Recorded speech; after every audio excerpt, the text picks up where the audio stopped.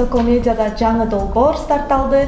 Күнүгө бир 20-30 бейтап карайм да. Туз чын эле ушундай жардам берсе, мен кабинетиме бир мешок туз коюп коймакмын, акырын сатып бермекмин. Ошол маалда жанагындай бактериялар кошулуп, анан жанагындай ириңдүү гайморит болуп кетип атпайбы. Мисалы мен эч качан бейтапка ишенбейм да. Эмчектин сүтүн бир идишке саап берет да, мисалы сааган киши делечи, берген киши делечи. Анан тиги врач мынтип айтыптыр да, условия коюптур да, түз кириш керек депчи. Идиши жок эле депчи. Тиги келин айтты дейт, антпай экен мен салбайм, прямой депчи. Мен да бейтаптарыма айтам, силер кара тузду, анан ак тузду, көк тузду койгула, көрүнбөйүн мурун ишин айта албайбыз да бизчи. Кээде мурун жанагы баш ооруларына байланыштуу да гана болушу мүмкүн. Сиздерге абдан кызыктуу подкаст болот, бизден алыстабай угуп туруңуздар. Саламатсыздарбы Sokol Media'нын көрүүчүлөрү. Sokol Media'да жаңы долбоор стартталды. Подкаст. Бүгүн бизде конокто Жунушалиев Адилет Жумагазиевич, жогорку категориядагы лор дарыгер. Сиздерге абдан кызыктуу подкаст болот, бизден алыстабай угуп туруңуздар. Саламатсызбы? Саламатсызбы. Кош келиптирсиз биздин студияга. Алгач эле сиздин кесибиңизден баштасак, кандайча бул кесипке келип калдыңыз? Эмне үчүн ушул лор дарыгер болууну кааладыңыз? Мен тууралуу айтып кетсеңиз. Как раз мен окууга тапшырар кезде ошол маалда эжем ооруп турган кез болчу да, анан көп дарыгерлерге барып жүргөнбүз. Анан бирөөсү да жардам бере албай калды, тилекке каршы. Анан ошондой бир ой келди да магачы, мен өзүм врач болом депчи. Анан ошол себептен анан ошол кесипке келдим да.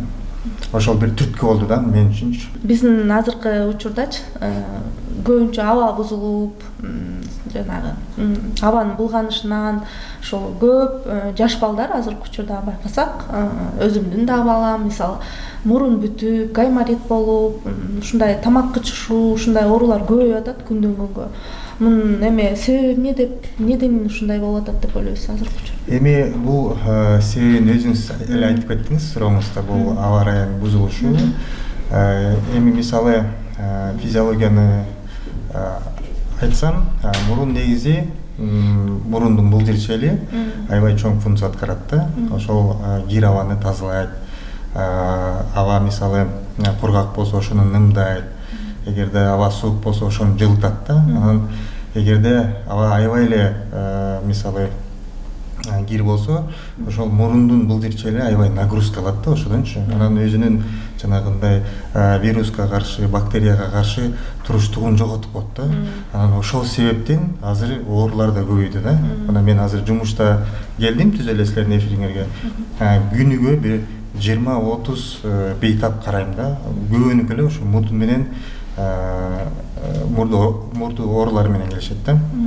Көбүнчөсү жаш балдарбы же? Жаш балдар дагы бар арасында, чоң кишилер да бар. Гайморитке келсек, ошол гаймориттин келип чыгуу себептери эмнеден гайморит болот? Башын жууп албаганданбы же жууна бергенденби? Эмнеден болот мисалы?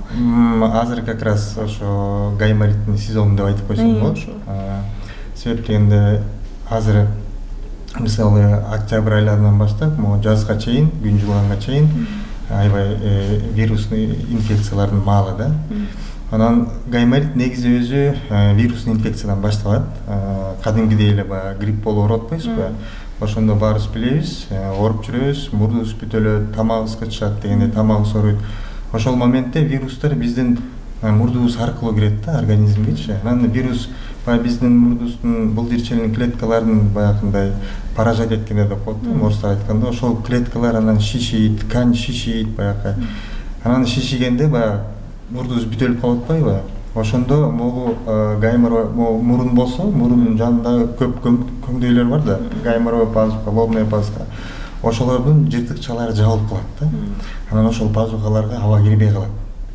Кирбей калгандан баштап, ушулдан баштап анан жанагындай сезгенүү пайда болот да, гайморовый пазухалардачы. Эгерде ошону убагында дарыласаң, анда ал бактерияга өтүп кетпейт.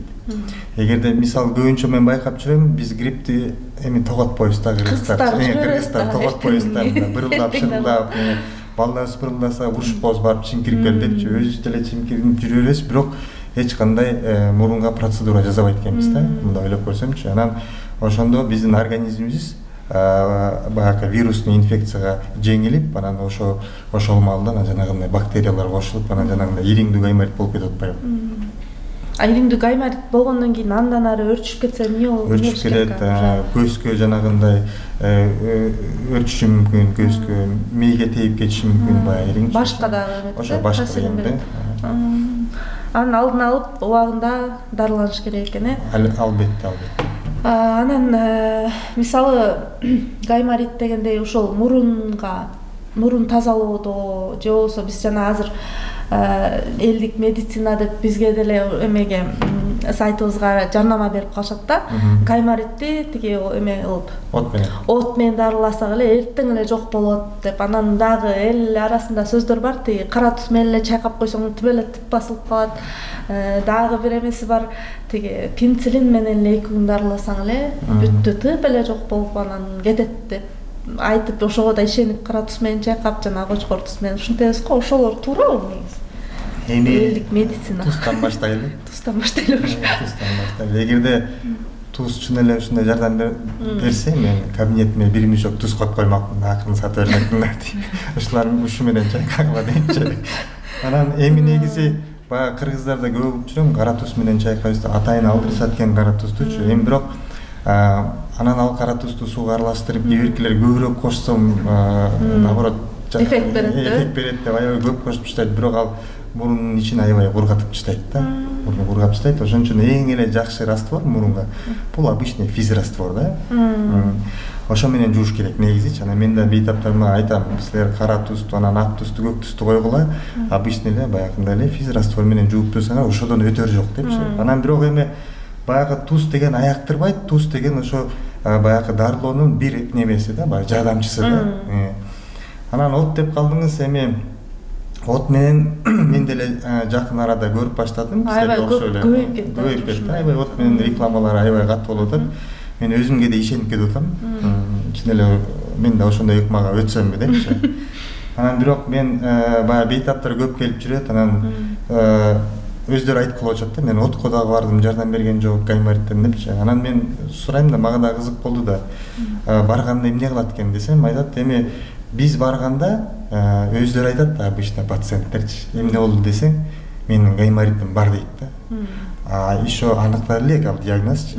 Мурду бурулдаса эле гайморитим бар деп берет. Давно эле коюп алышкан. Анан каяк барбаса эле менин гайморитим бар деп берет. Мурундун ичинде толтура диагноз бар гаймориттен бөлөк элечи. Анан сураш десем айтат, бардык дейт, барсак мурунду даже караганда жок дейт, мисалы да.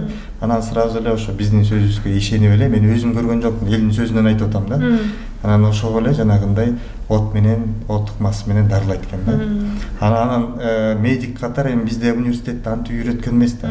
От күйгүзгүлө депчи, ал каяктын медицинасы экенин мен билбейм, бирок тактан айта албайм да, жардам береби же бербейби депчи. Бирок физиологияны, анатомияны билген киши катары мен өзүм ишене албайм да. Андай ыкмагачы.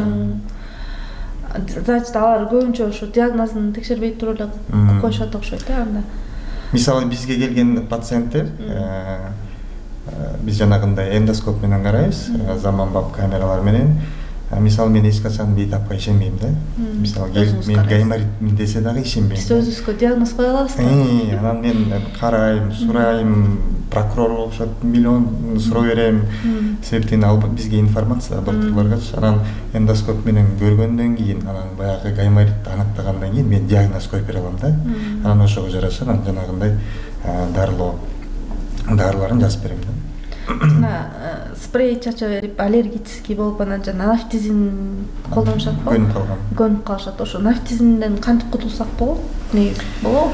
Эми андай адамдар да абдан көп. Көп азыр нафтизинсиз. Жылдап сепкендер бар. Менде пациенттер бар болчу 20 жыл нафтизин менен колдонуп жүргөндөр бар. Эми анын себебин аныктай алсаң, ошол себепти алсаң, анан баягы бейтаптын да өзүнүн эрки керек да. Себептен бул еще психологическая зависимость болуп калат да. Баягы сеппей калса эле жинденип эле ушундай паника боло берген кишилер бар да арасындачы. Кийбиркилердики бар, мисалы мурдун ичиндеги анатомиясы өзгөрүп кеткен да, тосмосу кыйшый же жана эт өсүп кеткен, полип өсүп кеткен, алар аргасыздан чачышат да, бир аз болсо да дем алып турайын депчи. Эгерде себебин алсаң, анда бул нафтизинден айрылсаң болот да. Аныкташ керек экен. Аныкташ керек экен. Анан азыр бизде жаштар, бардык эле жаштар эмес, өзүбүз деле кулакчын наушниксиз жүрө албай калганбыз. Баары көчөдө деле, жатса деле, турса деле, жумушта деле ушул кулакчындарды көп колдонобуз да. Ушул кир топтойт, кулакка зыян деп айтышат го. Ошол кандай кир топтойбу чында эле? Эми кечке чечпей жүрө берсең, суткалап, конечно, кирмес кулку топтолот да. Себептен кулку күнүгө чыгарылып турат да. Анан кулак деген ачык болуш керек да. Наушник жаап турса, кулку чыга албай калат да. Анан жанагындай кийин серный пробкага алып келиши мүмкүн да. Жанагындай кийип, чечип, бир күндө аз эле окусаң, андай проблема жок.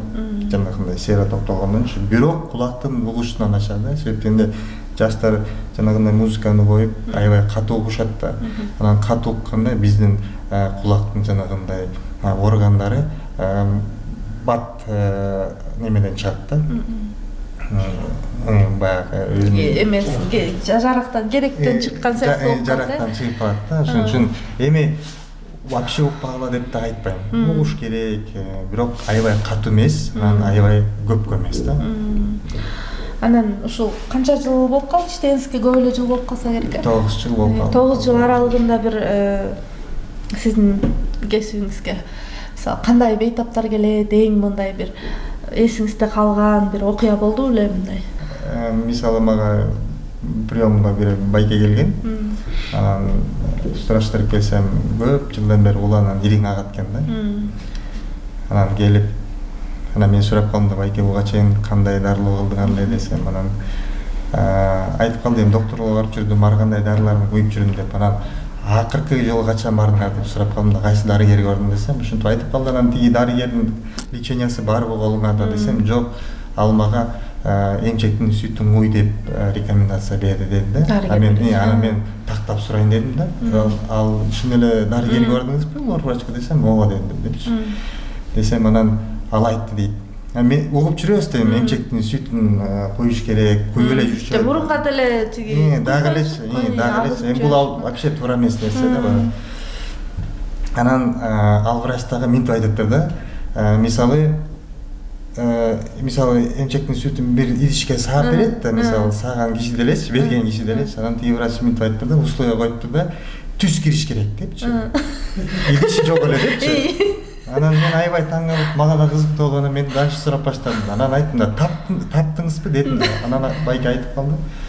Айылда издеп калдык дейт. Анан ошо любой келин табышат да, жаңы эле төрөгөн, анан кийин деди. Анан бардым дейт, барып айтсам, ушундай керек, ушундай прямой саап берсин деди десе, анан тиги келин айтты дейт, ант байке мен салбайм, прямой депчи. Анан максимально берсем, чыныга саап берем депчи. Деп анан тиги байке минтип калып атпайбы, анан ошол сүттү дагы сатып алаттым дейт да, бекер алган жокмун дейт. Тиги келин дагы сатып атты дейт магачы. Мен аябай, мен жанымда мен жардамчым отурган, экөөбүздүн мындай оозубуз айкача ачылып отуруп калдык го. Ошондой моменттер болот, эң эле эсимде калганчы. Ал байкенин келгенине 1 жылдай болуп калды, бирок дагы эле мындай кулакка сүт куйду дегенде эле ушул история башыма келет да. Бирок ал туура эмес негизи сүт куйган. Мурунга деле жана жаш бала, жаңы төрөлгөн балага деле баягы кайненелери, чоң апалары айтып коюшат го, ай тиги эмчектин сүтүн эле агыза калсаң эле тиги эмеси чыгып кетет деген эме түшүнүк бар го бизде Кыргызстанда. Баягы мен муну эмне менен салыштырам? Мурда деген айылдарда мисалы узкий специалисттер аз болчу да. Мисалы врач общей практики деген бар болчу. Анан узкий специалисттер азыр деле мисалы аз карап көрсөңчү. Анан докторго барайын десе возможность жок, же барайын десе же доктор жок. Анан кыргыздар баягындай кыргызчылык кылган да. Анан ошол кыргызчылык дагы эле бар да. Анткени ошол апаларыбыз дагы эле бар да азыр мисалы 80ге 90га чыгып калгандарчы. Анан аларды уже алмаштыра албайсың, бүттү. Аларга только сүт дары болду. Анан ар бир нерсенин өзүнүн орустар айткандай предназначениясы бар да. Эми сүттү оозго куюп ич керек анычы. Эми мындай ойлоп көрсөк, кулактын ичи өзү ириң деп атса, ириң бул демек бактерия бар деген сөз да. Эми ошол бактерияларды өлтүргөндүн ордуна биз кайра сүт берип, тамак берип атпайбыз баларгачы. кайра ого көтөрүп күчөтө атабыз. Ошол себептен мынакей көрөрмандарга айтып коеюн, эч кандай сүт, анан койдун майын шыбагандан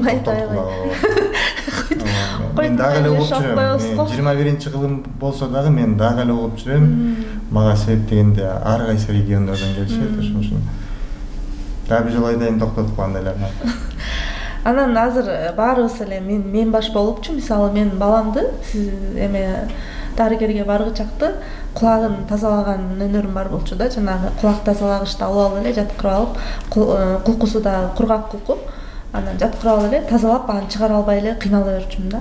Анан ушул кулак тазалоодо, мисалы азыр жанагындай темир эмелери да чыгып атат, кулак тазалоонунчу түрү чыгып атат го, жана фонариги менен неме кылган.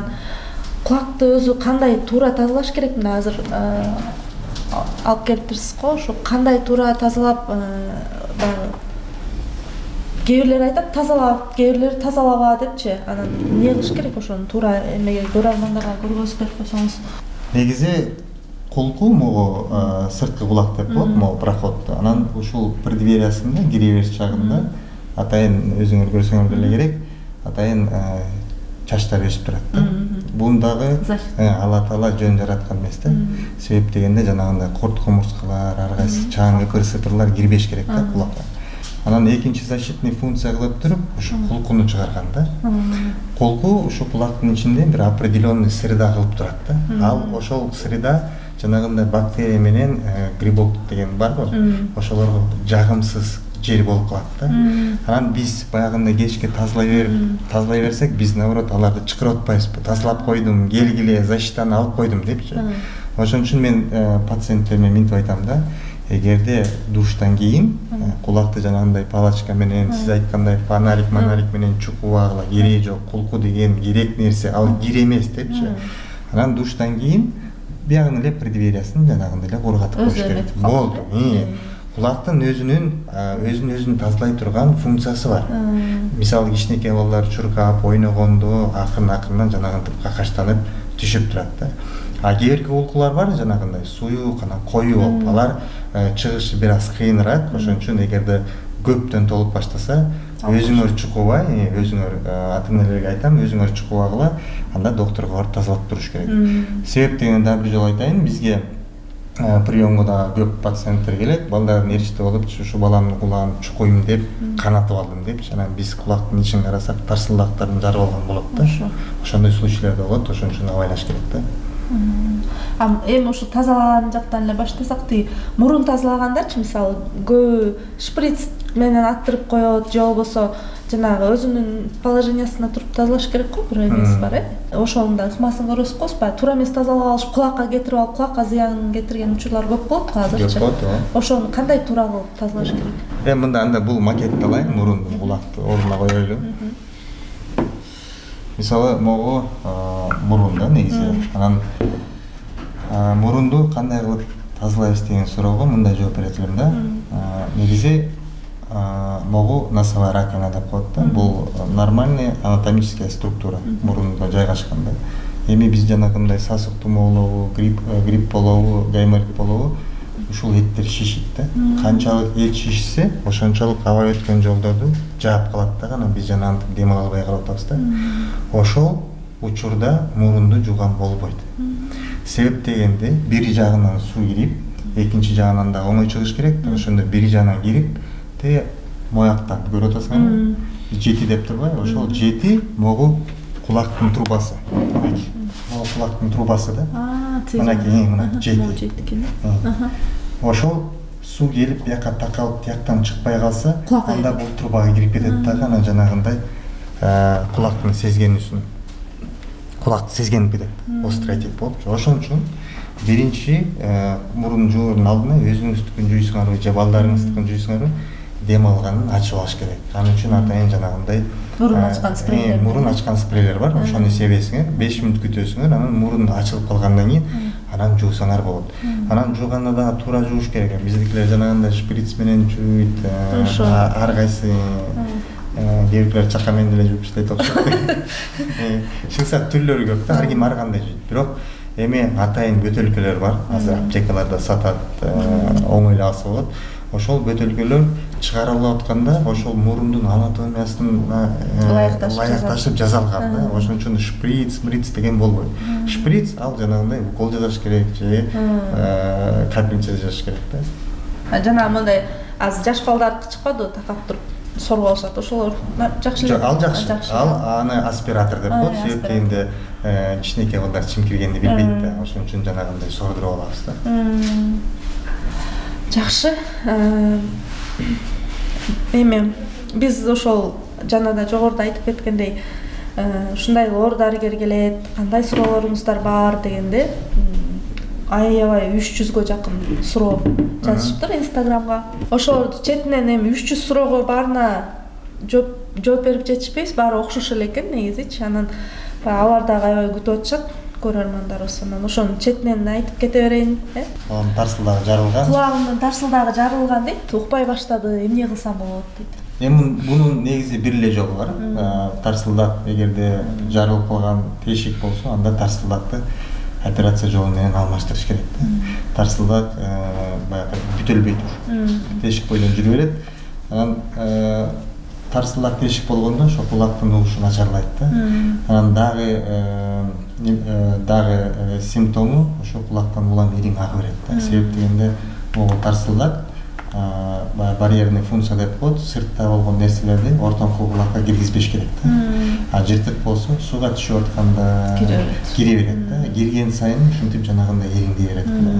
Канчалык кулак көп ириңдей берсе, ошол жанагы тешиктин размерин чоңойто берет, анан тарсылдак вообще калбай деле калышы мүмкүн да. Анда кулак вообще укпай калат. Операция кылыш керек экен. Анда 32 жаштамын дейт. Дем алуум начарлап баратат, мурдум жайыгышы бүтүп жүрөт, 6-классымда эт өскөн деп айтышкан дейт. Арадан көп жыл өттү. Эми операция жасатсам болобу дейт. Болот. Келип көрүнүш керек, ал үчүн. Келиш керек, көрүш керек. Жана мен айтып кеткендей, башында мурунун ичинде ар түрдүү диагноздор көп. Ошон үчүн ошону аныктап туруп анан түшүндүрүп бере алабыз да. Бейтапкачы. Мурдум түндө бүтө берет. Абаданбы, бирөөсү такыр эле ачылбайт, дарыладым, жардам бербей атат дейт. Тоже диагноз. Эми баягы мурундун бир эле жагы бүтөлүп аткан болсо, бул баягы мурундун тосмосу кыйшайып кеткенде ошондой болот да. Мисалы биздин мурдубузда тосмо бар. Ошол ортодо туруш керек да, мурунду экиге бөлүп турат. Бирок бир кайсы себептер менен баягы травма алганда учурларда же травма албай эле өзү кыйшап өсүп кеткенде бир тарапты жаап калат да. Ошон үчүн бейтап бир мурду менен жакшы демалып албайт. Ал тосмо дагы кыйшайып турганда анын бир эле жолу бар. Аны дагы жанагындай операция жолу менен түздөсө болот. Дары-дармек жардам бербейт андайларга. Анан мурун канаган боюнча көп беришиптир. Баламдын мурду көп канайт, меники да канайт деп бир көп угармандарыбыз бериптир ошо. Азыр эмне себептен канайт? Мисалы азыр дагы бизге көп келе баштады. Могу отопительный сезон деп коет, баягы жылыткычтар иштеп баштаганда жанагы үйдөгү баягы температура бийик көтөрүлүп, анан аба кургап кетет да. Анан кичинекей балдардыкы өзгөчө мурдунун былжырчы эле аябай сезимтал болот да ошолоргочу. Анан мурдулары кургап, анан жанагындай кан тамырлары ичкерип жарыла берет да. Анан жара болуп кетет. Анан кичинекей балдар ошол жарасын чукулай берет кечкече. Анан жанагындай кан токтобойт да. Ошон үчүн эми биякта дагы көрүнбөйүн мурунун ичин айта албайбыз да бизчи. Эмне болуп кайда мурун жанагы баш ооруларына байланыштуу да канаш болушу мүмкүн, жанагы внутричерепной давление болушу мүмкүн. Анан чоң кишилердики, улгайып калган кишилердики баягы давлениясы аябай бийик көтөрүлүп кеткенде да аябай канайт да мурдучу. Баягы сосудчу да жарылып кеткенде ошодон да канайт да. Ушундай себептери бар да. Кулактын грибогун кантип айыктырса болот дейт. Эми кулактын грибогу аябай мындай баягы чыдамкайлыгы керек да пациенттин. Себеп дегенде баары эле анын баягы аягына чейин жетпейт да. Жарымысына чейин дарылоо эле ошо менен жок болуп кетишет да, келбей коюшат. Бирок баарында мен жакшы болгондо эле барбай калабыз. Бирок баарында эле мен грибок диагноз койгондо эле баштан эле түшүндүрүп берем да. Чыдамкайлык керек, өзүңүздүн биринчи очередь депчи. Анан грибоктун минимальный дарылоо күндөрү 14 күн да. Анан бунун дарылоосу мындай. мисалы баягы практика жүзүндө айтып берейин. Мисалы грибок менен келет, анын жабыктары мындай болот да.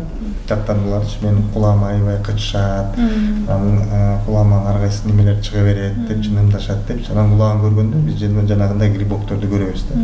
Анан сразу дарылабайм мен. Мисалы жанагындай мазок деп коет, анализ алып туруп, анан лабораторияга жөнөтүп, ошол эмне грибок, кайсы баягы вид деп коет орустарда. Ошону аныктап, кайсы түрү грибоктун, анан ошол грибокту кайсы дары өлтүрө алат, өлтүрө албайт деп баягы текшерип туруп, аныктап туруп, андан кийин ошол дарыларды баягы назначение бересиз да.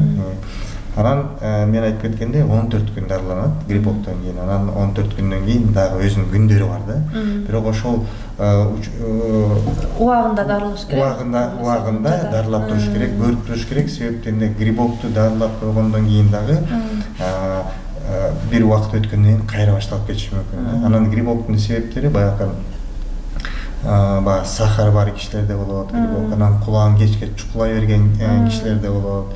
Анан жанагындай сууга көп түшкөн кишилерде болот, баягы бассейндерге барган. Ошондой себептер бар да. 3 жаштагы баламдын кулагы ириңдеп жатат, жылына 3 жолу ириңдейт. Айык дарыласак деле болбой атат дейт да. Келип көрүнүш керек анда. Эмнеден ириңдейт? Бул эми кичинекей балдардын негизи эле иммунитети аяна чейин калыптана алат да. Анан мисалы 3 жаштагы бала садикке барган кези да. Садикке барганда билесиңер өзүңөр садикте баягындай инфекционный нагрузка деп коет, аябай көп. Анан ошол бала ооруйт, анан мурду бурулдап, анан кулагына өтүп кетет дагы. Анан лечение до конца кылса кылат, кылбаса кайра садикке жөнөтүп жиберет. Ошентип бала аякпайт да, аягына чейинчи. Анан ушинтип ириңдеп жүрө берсе, анан баягы тешиги чоңоюп кетет дагы, анан жабылбай калат. Андай балага дагы кийин операция кылыш керек болуп калат да. Ошон үчүн мен бейтаптарыма айтам, эгерде балаңар ооруп турса, кулагынан ириң агып турса, мурдулары ириңдеп турса, ошол жок дегенде ошол учурда садикке жөнөтпөй тургула депчи. Аяктырып алгыла аягына чейин, анан жөнөткүлө депчи. Коронавирус учурундачы баягы баарыбыздын мурдубуз жыт билбей, бир 2 жумалап, 3 жумалап жыт билбей калды го. Анан көп биздин окурмандар жазыптыр. Коронавирустан кийин азыркыга чейин деле дейт, оорубасак деле жытты жакшы билбей калдык дейт. Эмне кылыш керек ошондо? Эми бул коронавирус деген бизге башка вирустарга караганда жакында эле таанышты да биздин организмчи. Анан ошол кезде эстеп кетсем, пандемия учурунда бизге көп келе баштады да, бейтаптарчы. Мен мурдум жыт сезбей атат депчи. Мурда антип келиши эмес да бизгечи. Анда санда эле келчү да. Биз ал кезде коронавирус эмне экенин биле элек болчубуз да. Анан көп келе баштады. Анан баягы ученыйлар деп коет, баягы окумуштуулар баягы бул ооруну изилдеп атып, анан ошол симптомду таап чыгышты да. Ошол коронавирус, ошол вирус баягы обонятельный нерв деп коет, ошол жыт сезүү нервичи. Ошол нервти баягы поражение деп коет го орустар мындай. Ошол нерв, ошол коронавирустун жабыркайт экен да, жабыркайт. Анан сиз айткандай баягы вирустун вирулентностуна жараша, мисалы бирөөбүз жеңил оорудук, мисалычы кээбиркилерибиз аябай катуу ооруду да, мисалычы өпкөсүнө пневмонияга чейин барыпчы. Ошол себеби үчүн кээбиркилердин мурдунун жыты 2 жумадан кийин кайра пайда болду, кээбиркилердики бүгүнкү күнгө чейин жыт жок да. Анан бул негизи эле любой эле нерв, мисалы кулактын нерви болобу, жыт сезүү нерви болобу, эгерде жанагындай клеткалары бири жабыркаласа, оңой менен кайра баягы ордуна келбейт да. Анан пока мен билишимче эч кандай дары табыша элек, бирок жанагындай обонятельный тренинг деп коет, кыргызчасы билбейт экен эмне экенин. Жанагы эмеби? Ар башка жытты коюп алып жытташ керек деп. Баягы эчтеке кылбай отургандан көрө бирдеме кылып турайлы деп баягындай резкий жыттардан баягы нервти ойготолу деген мааниде да. Ал кээбиркилерине жардам берди, кээбиркилерине берген жок ушундай да. Эми азыр ошентип көрсө болот да, мисалы. Болот. атырдын жытын дагы бир эфирный масло деп коет. Эфирный масло, ошолордун жыты аябай курч болот да. Анан ошону жыттап неметкенде баягы нерв ойгонуп кетиши мүмкүн да. Ошондой немеси бар. Анан ушул суроода көп бериптир. Кулакта жанагы шум боло берет го. Ошол ушундай боло берет. Неден, себеби эмнеде депчи?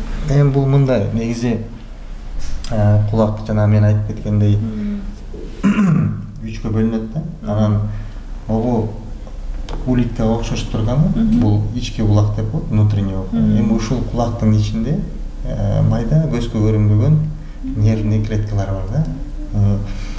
Анан мындай да, ошол нервный клеткалар жабыркаганда, ушул нервный клетка жанагындай шум эле жөнөтүп калат да. Мисалы звук, азыр мен сүйлөп атам да, биздин кулагыбызга тактана угулуп атат да, мен эмне деп сүйлөп атканымды мисалычы. Бул улиткасы клеткалары жабыркаган кишилер баягы кишинин сүйлөгөнүн шум болуп атып, анан эмне деп аларга биз чулдурап сүйлөгөндөй болуп калабыз да. Анан ошол клеткалар мээге туура эмес информация жөнөтө берет да. Анда эле соот да. Анан эми мындай, бунун дагы өзүнүн жанагындай степендери болот да. Мисалы острый моменти болот, курч, анан өнөкөт болот да. Эгерде курч болсо, анда сөзсүз больницага жатып, анан дарылаш керек да. Себептен айтып атпайм, нервный клетка, нерв клеткалар бир жабыркаган болсо, оңой менен кайра келбей калышы мүмкүн да, ордуначы. Эгерде өнөкөт болуп кетсе, анда уже эчтеке кыла албайсың. Анда баягы киши шумга көнө баштайт да. Анын дарысы да жок. Ал эмнеден жабыркайт ал? Эми ал мисалы жанакындай катуу звуктардан болушу мүмкүн. Мисалы кулактын жанынан бирдеме катуу звук болгондо, бул нерв баягы катуу звуктан баягы үзүлүп кетиши мүмкүн, сезгенди үзүлүп кетиши мүмкүн да. Анан жанагындай аябай сасык тумоо болсо, аябай грипп болгондо ошодон кийин дагы жабыркаганып калышы мүмкүн. Анан жанагындай улгайган кишилердин кулагы начар болуп баштайт го, алардын баягы давлениясы бар, жүрөк оорулары бар, мээдин сосуддары ичкерип кеткен, ошон үчүн бул органга жакшы кан келбей калып, анан клеткалар ачкыдан өзүнүн функциясын уже аткарбай баштайт да. Ошо улгайган киши демекчи, улгайган кишилер мисалы караганда эме кулактары жакшырбай аппаратты алып башташат го. Ошолорду кайра мындай калыбына келтирсе болбойт да. Аппарат кийди дегенде эле бүттү, бул нервдин өлгөнү деп билсек болот да. Ошон үчүн азыркы медицина мынакей аппаратты канча жылдан бери билебиз, ошол аппарат эле азыр сактап турат да. Мисалы баягы аяктырбай, просто ушунун ордуна звуктарды жеткирип турат да. Жана аппарат усиливать этип жетмейге жеткирип калыбына келтирген болбойт. Бул аппарат эч кандай калыбына келтирбейт. Баягы жөн эле баягы киши социум деп коебуз, ошондо өзүнүн баягы мындай кандай кыргызча айтсам, киши менен сүйлөшкөндө баягы дискомфорт болбош үчүн, кишилерди угуш үчүн кийгизип коет да. Ал эми 3-чү даражадагы тугабокость деп коюлат да. Мурунга операция кылган дейт, азыр сезбейт дейт.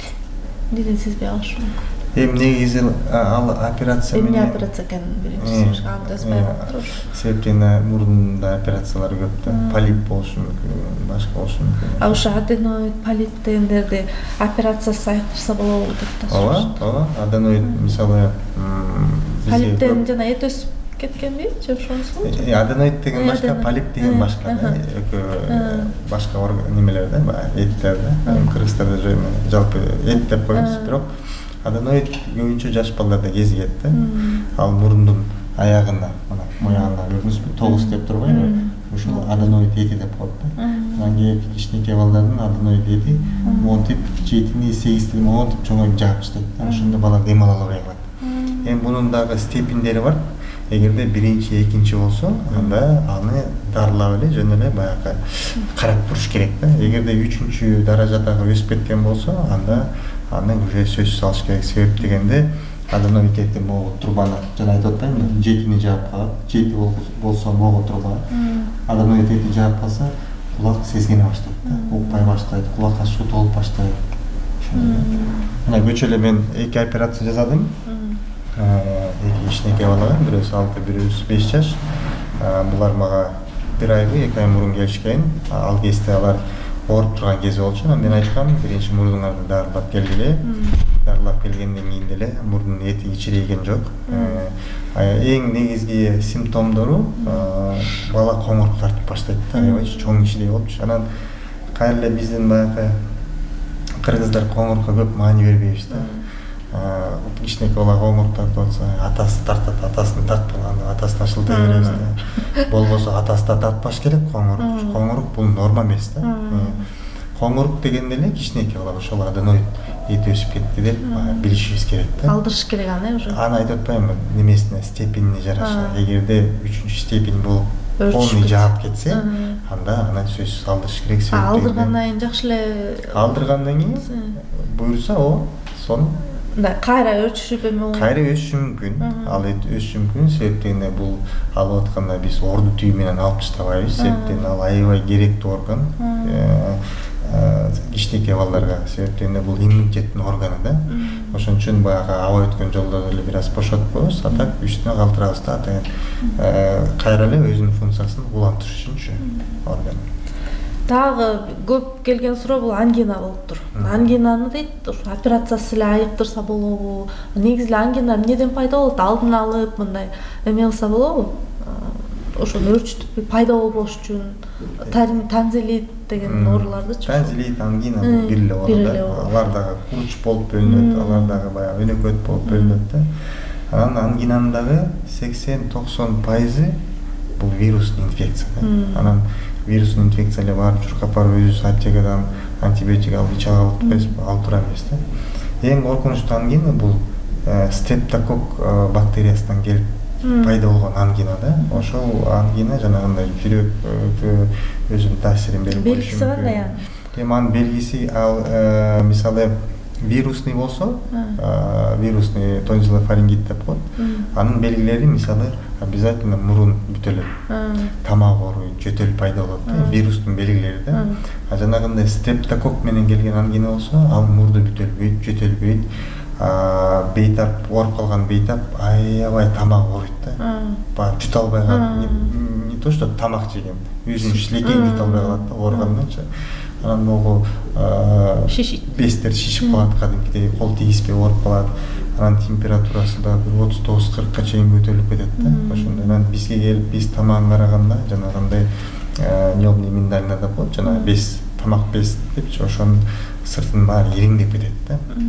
Ошол ангина коркунучтуу ангина да. Эми аны убагында дарылабасаң, анда жанагындай жүрөк ооруларына, ревматизм ооруларына алып келип коюшу мүмкүн да, бөйрөк ооруларына. Ошон үчүн эгерде врачка барып ангина деген диагноз коюлса, анан антибиотик жазып берсе, ошону аягына чейин дарыланууга аракет кылыш керек да. 10 күнгө жазса антибиотик, сөзсүз 10 күн ичиш керек. 3-4 күндө эле жакшы болуп калса дагы токтобош керек да. Себептен жанагындай мен айтып кеткендей, алдында айтып кеткендей жанагындай осложненияларга алып келиши мүмкүн да. Жүрөк ооруларына, муун ооруларына. Ошо жана ангинаны алып таштап атпайсыздарбы? Ошондон кийин кайра пайда болушу мүмкүн? Жок.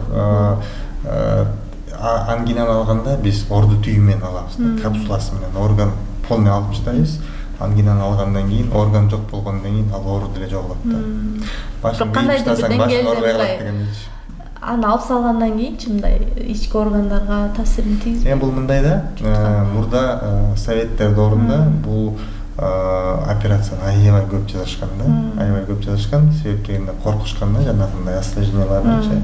Бирок кийин медицина ордунда турбайт да, анан изилдеп отуруп ушул органдын функциясын билип отуруп, анан түшүнүшкөн да, мисалы бул орган иммунитеттин органы, анан чоң функция аткарат.